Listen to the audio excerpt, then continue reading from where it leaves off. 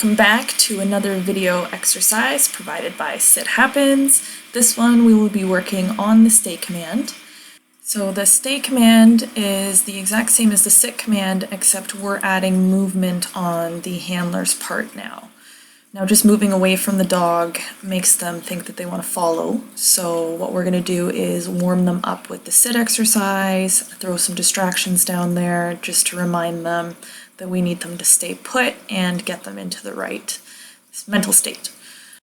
So we are going to start communicating with the dog that we want them to stay while we move by changing our body position. This is the most important thing out of the whole exercise. So you start with getting the dog to sit beside you. You give them the stay command verbally and with your hand, and then you're going to pivot so you're now facing the dog.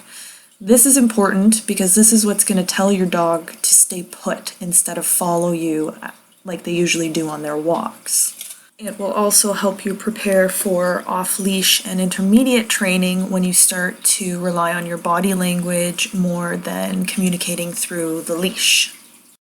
In the beginning of any training program, the handler will rely heavily on the leash as a way to communicate their agreement and disagreement with the dog's behavior. So you can see here, I'm holding the leash loose, but also straight up, so that if the dog gets up, I can quickly give them a correction before they actually move out of position. So your timing should be as soon as that butt starts to lift off the floor, you just give a little pull up to tell them that you want them to stay put. Then after a few seconds, you're going to return to their side, wait a second, and then give them the reward, whether it's verbal or physical praise.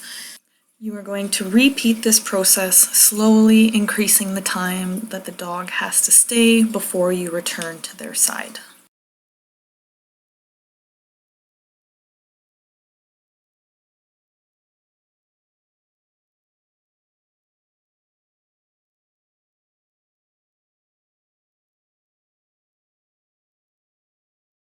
When you're ready to add some distance, you're going to go through the whole same process, except now you're going to take a step backwards. You can see here I'm going to the end of the leash, but that's a little bit advanced. What you're going to want to do is take one step and then return. Practice that for a little bit and then take another step and then return until you get to the end of the leash. The next challenge for your dog will be for you to not only stand in front of them, but to actually start walking around. So you can see once you get to the dog's hips, usually they try to stand up so they can readjust and see you rather than you walking around and them just waiting for you to come around the other side.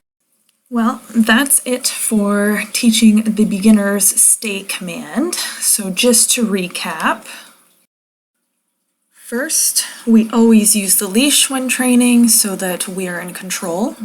Second, we hold the leash upwards instead of at the end and loose so that we have proper timing on our corrections. And last, always work on time before distance so that we don't overwhelm our dog and set both of us up for success. Practice every day so that you can build on their impulse control, independence, and focus all in one command.